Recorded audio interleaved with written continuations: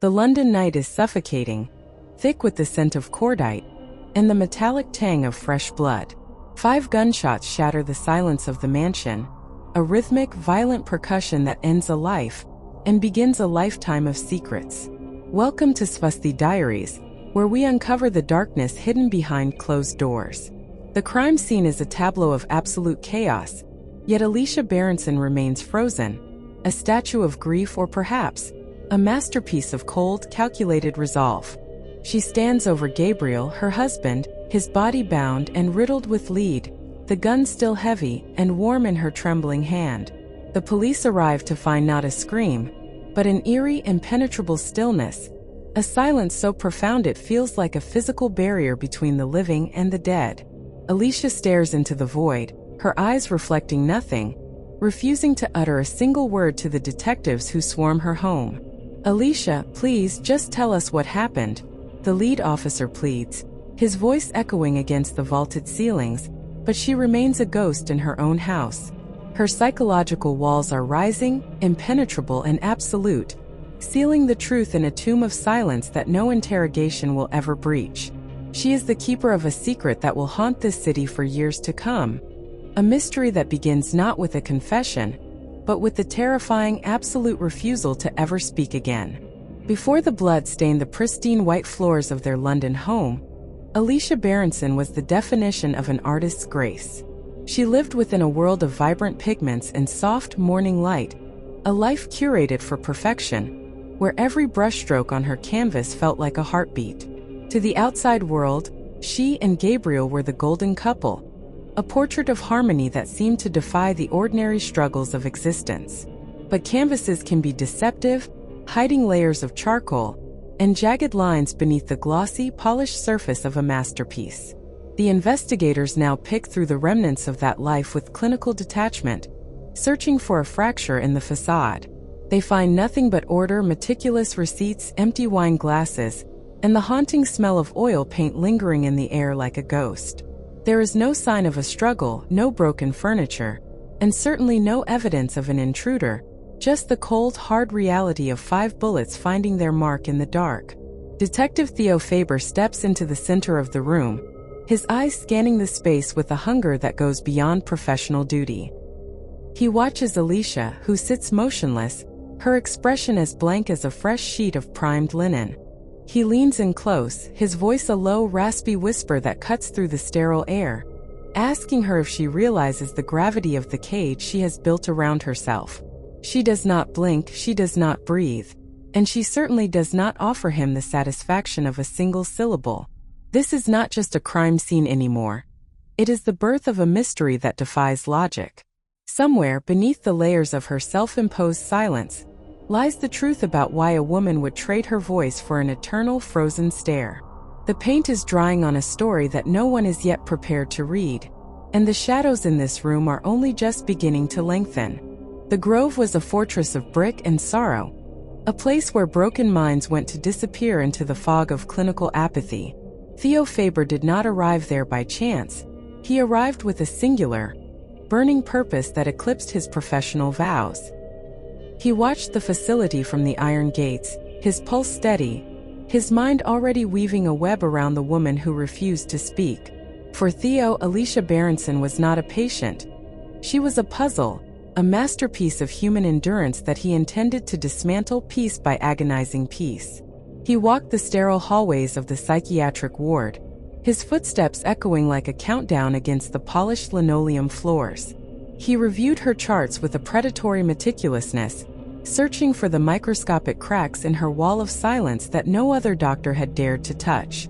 Every report was a trail of breadcrumbs, leading him deeper into the labyrinth of her trauma, and he relished the hunt. He knew that beneath the blank, catatonic mask, she was screaming, and he was the only one with the key to unlock the throat of her secrets. He finally stood before her door, his hand hovering over the cold metal handle for a heartbeat of absolute stillness. He whispered a promise to the empty air, vowing that he would be the one to force the truth from her lips, no matter the cost to her sanity. The silence behind the door was heavy, suffocating, and utterly inviting, a void that Theo was more than happy to fill with his own dark, calculated obsession. As he stepped inside, the light flickered, casting long, jagged shadows across the room that seemed to reach out for them both. The game had begun, and the silence was finally about to break. Theo sat in the dim light of the archives, the scent of dust and decaying paper clinging to the air like a shroud. Before him lay the heavy leather-bound diary, its spine cracked from years of nervous handling. He traced the embossed initials, his fingers lingering on the cold, worn texture, a physical relic of a life now shattered into jagged, irreparable pieces. Each page was a testament to a woman unraveling in real time, yet the handwriting remained terrifyingly precise. He flipped through the entries, his eyes scanning for the tremors of a breaking soul, but finding only a cold, calculated narrative.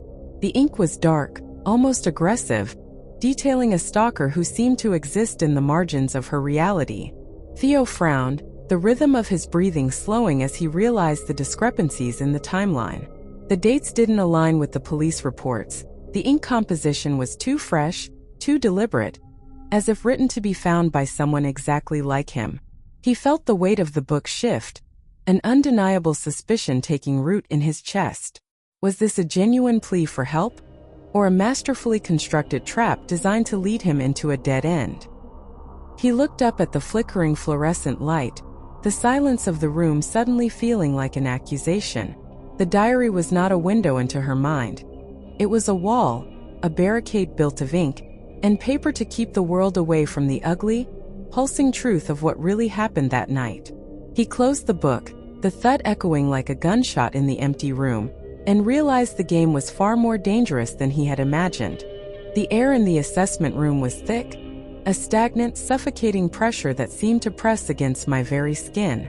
Alicia sat motionless, her posture unnervingly rigid, like a marble statue carved from the cold stone of her own trauma. She didn't blink, she didn't shift. She simply existed in a state of absolute, terrifying stillness that defied every diagnostic manual I had ever studied. It was as if she had retreated into a fortress of silence, pulling the drawbridge up behind her to keep the world, and me, firmly at bay. I leaned forward, my chair scraping harshly against the sterile floorboards, a sound that felt like a violation of the tomb-like quiet. I watched her pupils, searching for a flicker of recognition, a momentary betrayal of the void she projected, but there was nothing, only the reflection of my own desperate curiosity. I began the standard inquiry, my voice sounding thin and foreign in the vast emptiness of the room, probing the edges of her consciousness with questions I knew she would not answer. She remained an island, adrift in a sea of her own making, completely detached from the reality of the crime that had put her there. I spoke of the night, of Gabriel, of the weapon held in her trembling hands, but her eyes remained glassy, fixed on a point just beyond my left shoulder. It was a calculated denial, a performance of madness so pristine that it made me sweat under the harsh, clinical light. I felt a sudden sharp spike of dread in my gut, a realization that I wasn't just observing a patient. I was being studied by a predator who had perfected the art of disappearing while still standing right in front of me. The sterile walls of the facility began to feel like a cage, not for her but for me. I needed to move beyond the frozen mask of her face and dig into the rotting foundation of her marriage. I began tracking the ghosts in Gabriel's life, tracing the digital breadcrumbs of his secret affairs, and the cold, calculated resentment that festered in the shadows of their home. Every lead I uncovered felt like a jagged piece of glass, cutting deeper into the narrative the world had accepted as truth. I spent nights poring over Gabriel's private correspondence, the emails, the hidden bank statements, the encoded messages to lovers who were never meant to be found. It wasn't just infidelity. It was a systematic dismantling of a human soul, a psychological experiment designed to leave Alicia hollowed out and desperate. I found myself whispering to the empty air, wondering if I was the only one who could see the architect of this tragedy. Why would a man build a labyrinth of lies only to get lost in the center of it himself? I stared at the evidence, my pulse quickening as I realized that Gabriel wasn't just a victim of a crime of passion. He was the catalyst, a predator who had finally pushed his prey too far. The air in my office grew heavy with the weight of my discovery, A suffocating realization that I was no longer just a therapist. I was becoming an accomplice to a truth that was far more dangerous than any murder weapon. I reached for the file on my desk, my fingers trembling as I pulled out the final photograph, a picture of Gabriel, and a man whose face was obscured by shadow. My breath hitched in my throat as I recognized the watch on the man's wrist, a watch I had seen on my own arm every single morning for the last 10 years. The studio smelled of turpentine and stale secrets, a tomb of unfinished dreams. I stood before the canvas, the Alcestis, staring at the woman frozen in paint, her eyes reflecting a hollow, endless void. It was her final masterpiece, a silent, screaming testament to a tragedy that had been meticulously orchestrated long before the trigger was ever pulled. The brushstrokes were frantic, layered with a desperate, chaotic energy that whispered of a mind pushed to the absolute edge. I moved closer, the dim light catching the texture of the oil, revealing a hidden depth beneath the surface. With a trembling hand, I traced the contours of the scene, feeling the raw, jagged pulse of her obsession. Beneath the primary layers there were faint, ghostly outlines, a shadowy figure standing in the corner watching, waiting, and guiding her hand. It was a visual confession, a map of the manipulation that had turned a vibrant woman into a living statue. Why would she paint her own destruction? And why did the figure in the shadows feel so hauntingly familiar? I leaned in, the silence of the room pressing against my eardrums like a physical weight. The Alcestis wasn't just a tribute to a Greek myth. It was a mirror, reflecting the exact moment the trap had finally snapped shut. I realized then that I wasn't just looking at art, I was looking at the crime scene itself, laid bare in color and shadow. The truth was staring back at me, cold and unyielding, and I knew that once I turned this page, there would be no going back to the man I thought I was. I turned away from the painting, my lungs burning with the sudden, suffocating realization that Alicia's silence was not a collapse, it was a fortress. I began digging through the forgotten archives of her childhood, where the dust of decades settled on yellowed medical reports and cold clinical assessments. The narrative of a tragic, grieving daughter began to fracture, revealing a father whose cruelty was far more surgical than any blade. He didn't just lose a wife. He blamed the child who survived, casting her into a lifetime of penance for the simple crime of breathing when her mother could not. It was a cold, calculated rejection that echoed through every year of her life, turning a vibrant girl into a ghost who learned that to exist was to invite his disdain. I sat in the dim light of the study, tracing the lines of a letter he had written, a document that dripped with such vitriol it felt like acid on the page. "Why couldn't it have been you?" he had penned, the ink still stark and unforgiving against the brittle paper. The motive for the murder suddenly shifted, shedding the mask of madness to reveal a desperate, primal survival. She wasn't just killing a husband, she was finally silencing the echo of her father's voice, the man who had been the architect of her misery long before Gabriel ever entered the frame. I looked at the shadow of the man in the corner of the room, realizing with a jolt of terror that my own obsession mirrored the very trauma I was uncovering. If Alicia was a broken bird, I had been the one holding the cage, waiting for her to stop singing so I could finally study the anatomy of her defeat. The walls of my own home began to feel thin, translucent, like the vellum of a dying man's will. I looked at Kathy, my wife, and saw not a partner, but a stranger trapped in the periphery of my obsession. The silence between us grew heavy, a physical weight that settled in the hallways, much like the silence that had swallowed Alicia whole. I was no longer just tracking a murderer. I was cataloging the ways a soul quietly disintegrates under the pressure of a shared life. Every dinner, every polite exchange, felt like a rehearsal for a tragedy I had already scripted in my mind. My investigation shifted from the cold, clinical files of the police station to the intimacy of my own bedroom, where secrets were whispered into the dark, and lies were woven into the very fabric of our sheets. I found myself scrutinizing Kathy's habits with the same clinical detachment I applied to Alicia's diary entries. Was she hiding something? Or was I simply projecting the shadow of Gabriel's betrayal onto every face I encountered? The boundaries were blurring, the investigator becoming the suspect in his own private courtroom. "You aren't really here, are you?" Kathy asked, her voice a sharp blade cutting through the thick, stagnant air of the study. I didn't answer, for the truth felt too jagged to speak aloud, that I was already miles away, lost in a house of mirrors where every reflection was a warning. I felt the floorboards groan beneath me, a structural failure that mirrored the cracks in my own psyche. I reached for the light, but the switch felt heavy, unresponsive, as if the darkness had finally decided to take root. If I could not solve the mystery of why Alicia stopped speaking, perhaps it was because I was terrified of what would happen if I finally found my own voice. The air in the room felt ionized, thick with the scent of stale coffee and unwashed secrets. Alicia sat before me, a statue carved from grief, her eyes fixed on a point in space that existed only for her. I leaned forward, the leather of my chair creaking like a dying confession, watching for even the slightest tremor in her composure. It was a delicate dance, a game of shadows where one wrong step could shatter the fragile barrier she had constructed against the world.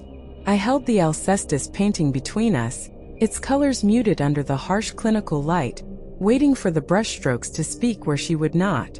My fingers traced the frame, sensing the hidden layers of paint beneath the surface, a visual confession buried in oil and turpentine.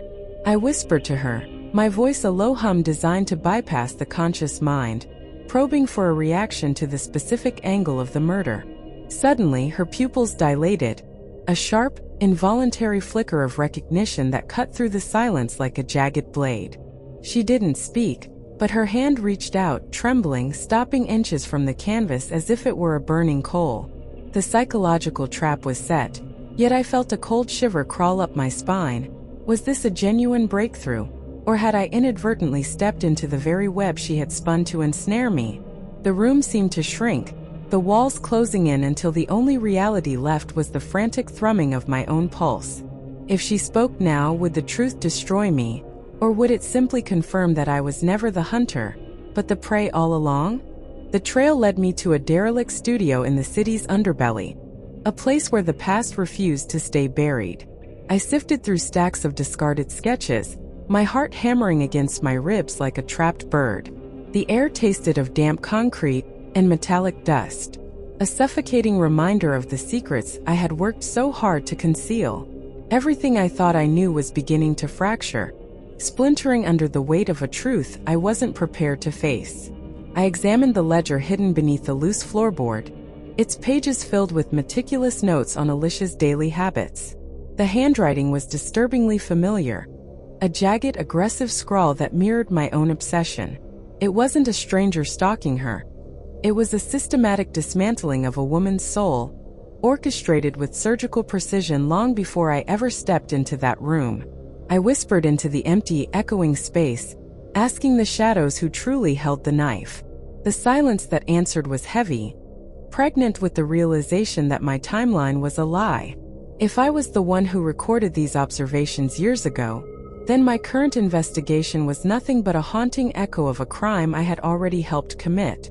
My hands began to shake as the pieces of the puzzle shifted, revealing a portrait of a monster I barely recognized. I am not the savior of this story. I am the architect of her destruction, and the walls are finally beginning to cave in on us both.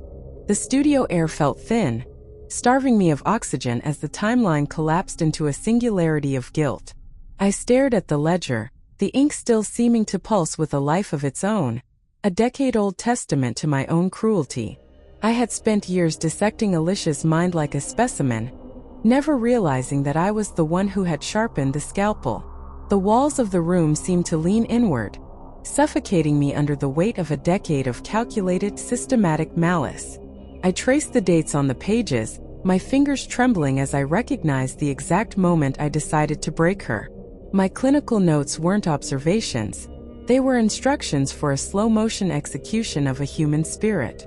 I watched the shadows stretch, morphing into the ghosts of every conversation I had forced upon her, every psychological trigger I had pulled to test her fragility. I tried to scream, but the sound died in my throat, choked by the realization that I wasn't the investigator. I was the primary source of her silence. Alicia hadn't stopped speaking because she was broken. She had stopped because she had finally seen the monster behind the mask. The silence in the room suddenly shattered, not with a scream, but with the hollow rhythmic clicking of a gun being cocked behind me. I stood frozen in the center of the derelict space, the barrel of reality pressing firmly against the base of my skull, as the past finally caught up to claim its due. Everything I had built to hide my sins was burning, and I was the fuel. The ink on the page begins to bleed, not from age, but from the searing heat of a truth I can no longer outrun. I look at the dates again, and the world tilts on its axis. The timeline is a jagged, broken mirror. I was never searching for answers in the present. I was merely reading the autopsy of a crime I had authored years ago. The distance between the investigator and the villain has vanished, leaving only the hollow ache of a man who played God with a woman's sanity. I see the diary entries now, not as evidence of her decline, but as the blueprints for her systematic destruction. Every question I asked her in the ward was a calculated strike, a psychic probe designed to ensure she would never whisper my name to the authorities. I wasn't curing her. I was burying her alive under the weight of my own obsession. The diary is not a record of a stalker. It is a confession of my own proximity, a ledger of every time I watched her from the shadows of her own home. She stares at me in my memory, not with madness, but with the terrifying clarity of a victim who finally identifies her tormentor. My voice, usually so steady, cracks under the pressure of this revelation, the realization that her silence was the only weapon she had left to survive me. I am not the detective. I am the architect of the frozen silence, and the gun against my skull is the final logical conclusion to my own masterpiece. The mansion that night was not a sanctuary, but a cage designed for a final violent performance. Gabriel sat in the armchair, his face twisted in a smug, predatory grin, oblivious to the fact that his game of psychological attrition had reached its terminal velocity. I watched from the periphery, a ghost in the hallway, recording the precise moment Alicia's eyes shifted from terror to a cold, crystalline resolve. The air grew thick with the metallic tang of impending blood, the smell of a life being dismantled by the very man who swore to protect it. I had carefully curated her breakdown for months, believing I was the conductor of her tragedy, never realizing I was merely the fuel for her survival. My journals are littered with the clinical observations of her collapse, but they failed to capture the singular, terrifying instant she realized I was the hand guiding the blade. The forensic evidence I so carefully planted, the forged diary entries, and the staged ballistics, now serve only as a map back to my own culpability. I asked her once, in the sterile quiet of the ward, why she chose to remain mute when the truth could have set her free. She did not answer, but her silence was a scream that echoed through the corridors of my own decaying conscience. She knew then what I am only beginning to accept, that speech was a luxury she would never grant a man who sought to turn her existence into a footnote in his own sick obsession. The gun that ended Gabriel's life was not the instrument of a madwoman, but the final desperate punctuation mark on a conversation I forced her to have. Now the walls of this room are closing in, and the silence she perfected has become a mirror reflecting my own monstrous reality. I am not the observer of this nightmare, but its architect, and the shadows in this house are finally beginning to speak my name. The mansion now stands as a hollowed-out monument to a tragedy that was never truly an accident. I realize now that the silence Alicia cultivated was not a symptom of trauma, but a weapon, a way to deny me the final satisfaction of her breakdown. Every piece of evidence I meticulously fabricated, every lie I breathed into the investigation, has turned into a shackle around my own throat. The walls hold the echoes of a life she reclaimed by simply refusing to exist in the narrative I wrote for her. I scoured the crime scene for a confession, a reason, or even a flicker of regret in her eyes, but I found only a void. The ballistics report, once my strongest tool for framing her, now points directly to the inconsistencies I created in my desperation. I sought to dismantle her mind, to watch her crumble under the weight of my manufactured reality, yet it was I who became the prisoner of this psychological maze. She stared through me as if I were nothing more than dust in the light, her stillness a far more piercing judgment than any jury could ever deliver. I reached out to touch the truth, that twisted, jagged thing we both helped create, but it shattered against her impenetrable resolve. Why did she choose to remain a ghost? Perhaps she understood that by speaking, she would grant me the power to define her story. Instead, she chose the silence of the grave, leaving me to rot in the chambers of my own guilt. To uncover more secrets, subscribe to Swasti Diaries.